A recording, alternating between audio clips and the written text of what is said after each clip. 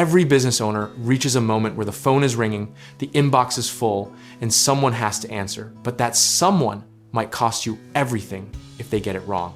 So let's talk about one of the most quietly consequential decisions you'll ever make. Do you hire in-house or do you hand it off? Customer-facing roles aren't just jobs, they're the living, breathing face of your brand. And the wrong call here doesn't just hurt your feelings, it quietly bleeds your retention numbers dry. We're talking about the difference between a customer who stays for years and one who leaves a 1-star review at 11 p.m. on a Tuesday. Here's the thing though, a few years ago, outsourcing felt like the obvious, sexy answer. Lower costs, instant scale, someone else's HR headache, what's not to love? Then reality showed up uninvited, and businesses started noticing that customers could tell they always can tell.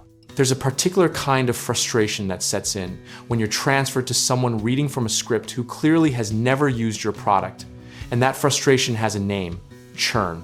Now, the pendulum has swung back, and everyone's rushing to hire in-house like it's a moral obligation.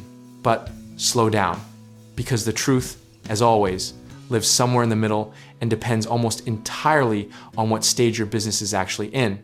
Think of it like this. Outsourcing is a rental car, and hiring is buying one both gets you where you're going, but one costs less upfront and one costs less when the engine light comes on at the worst possible moment. The real question isn't which is better in theory, it's which one fits the road you're actually driving on right now. Here's a misconception worth dismantling immediately. Outsourcing doesn't automatically mean bad service, and hiring in-house doesn't automatically mean great service. A poorly trained, under-supported internal team will absolutely destroy retention faster than any offshore vendor ever could.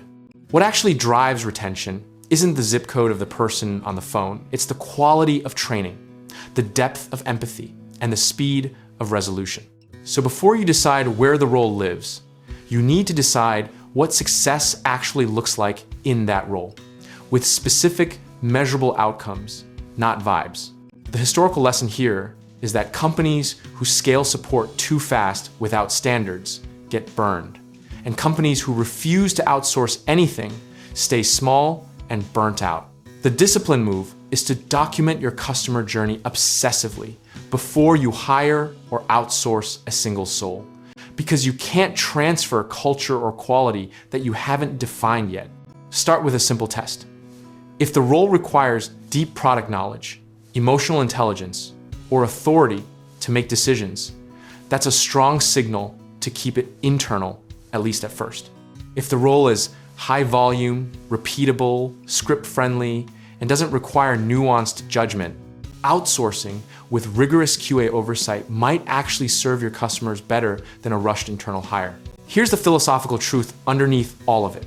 The best companies aren't religious about one model. They're disciplined about outcomes and willing to evolve. Your retention strategy should be a living document, not a founding principle you're too proud to revisit.